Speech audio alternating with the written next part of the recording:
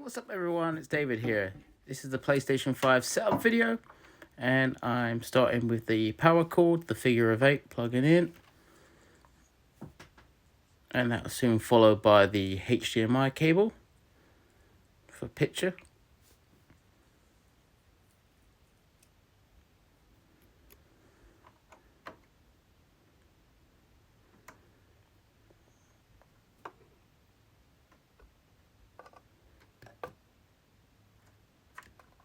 And last but not least, the RJ45 Cat6 cable, Ethernet cable.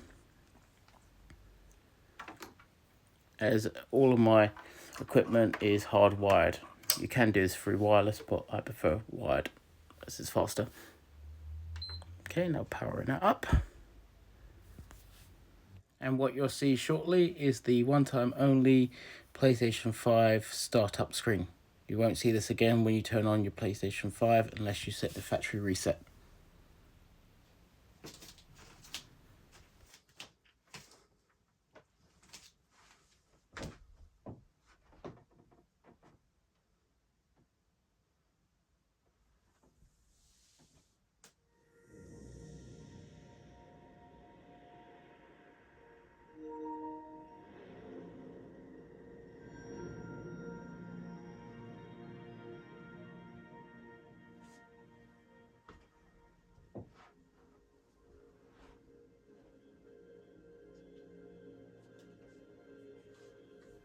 And what you just saw there was the PlayStation 5 one-time only startup.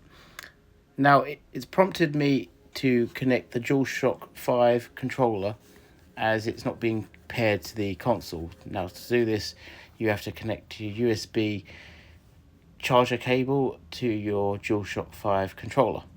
So I'm doing that now, and then promptly pressing the PlayStation logo on the controller.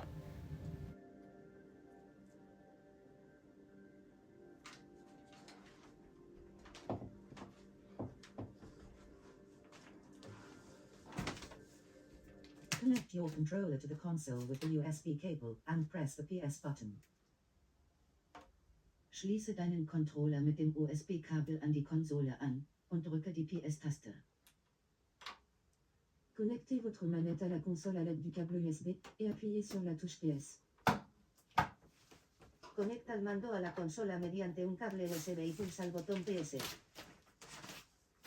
Collega il controller alla console con il cavo USB e premi il tasto PS. Spatials with LAN.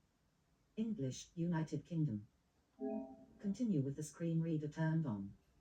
Continue, no, turn off. What you just heard there was that the PlayStation 5 is fluent in other languages. Very impressive. I do enjoy a lady that can speak multiple languages, but that was a bit annoying. So I just turned that off, and we'll just continue with the setup. Speaking of which, how annoying the narrator is, I think it's a perfect time to mention my sponsor, Nonsense. It's everywhere, get used to it.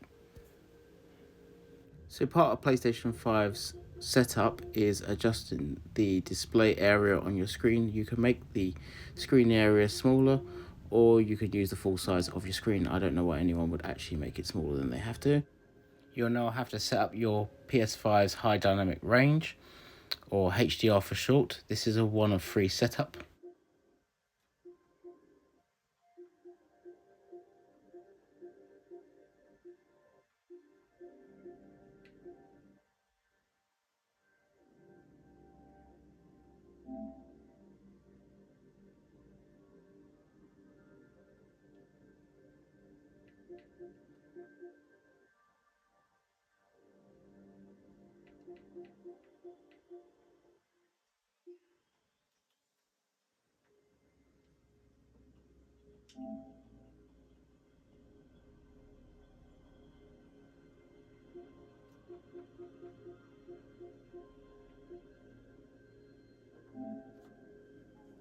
Part of the PlayStation 5 setup allows you to insert a disc game, so it can use the time wisely to download the necessary files from the internet, as well as installing the portion of the game onto the hard drive, or SSD drive to be exact, on the PS5. As I do not plan on playing any games anytime soon, I have decided to opt out at this time.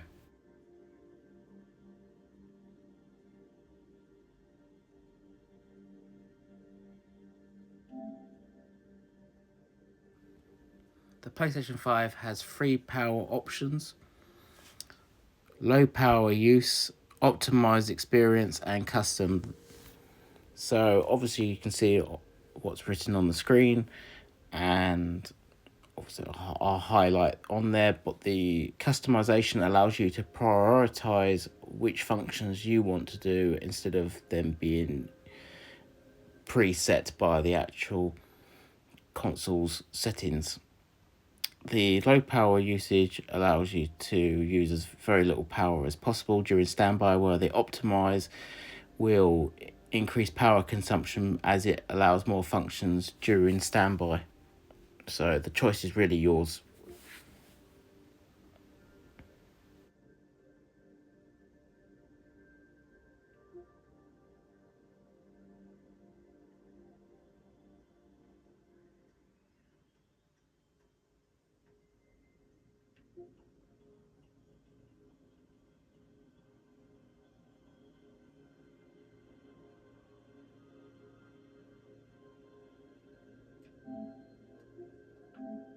Now we move on to that contract side. The lawyers are in. And basically, it's very much the same as Apple and Xbox and the rest of them. If you don't agree to it, you can't use the services, so you really have no option. So I don't know why they even have that option to agree or disagree. And like all consoles, they require software updates. So yeah, you have to wait to do that, and that'll be it, the longest process part of the setup.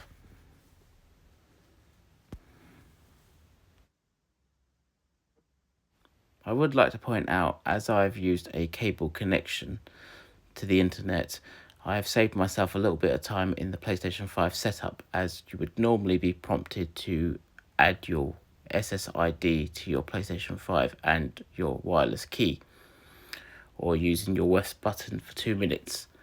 As the PlayStation 5 has recognized that it has a hard cable connection, it has skipped that step, as well as saving me a little bit of time on the download, as wired cable connections to the internet are much more faster and reliable, and I may have saved myself as much as 20 minutes on downloading the software updates necessary for the PlayStation 5.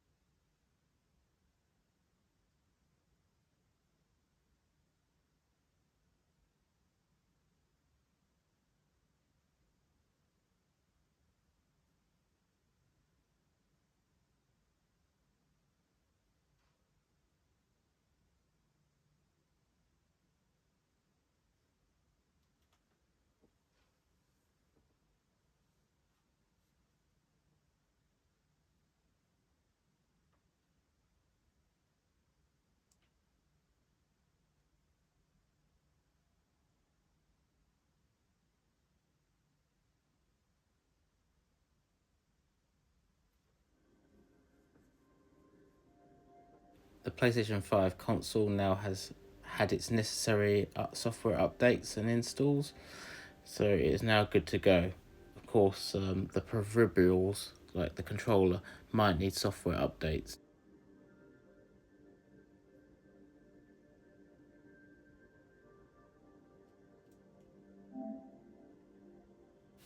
And there it is, the request to update the PlayStation 5's DualShock 5 controller.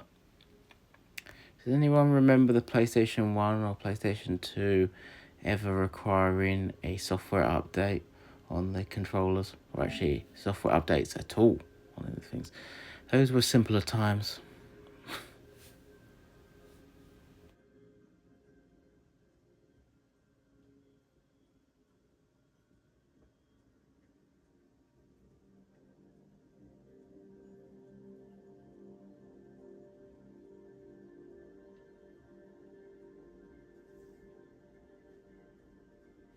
You'll now be asked to sign into your PlayStation Network account, but I'll be skipping this step.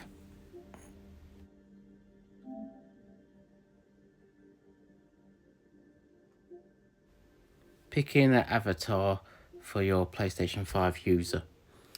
I was looking for Crash Bandicoot, but unfortunately I could not find him, so I ended up picking something that I really didn't want.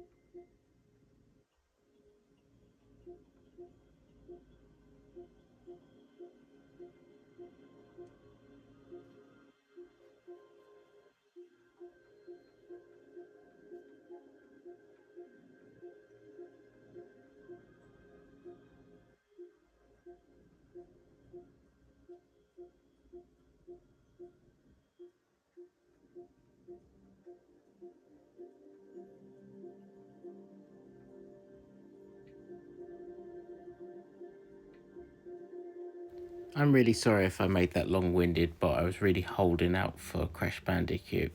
Unfortunately, I couldn't find him, so it is what it is.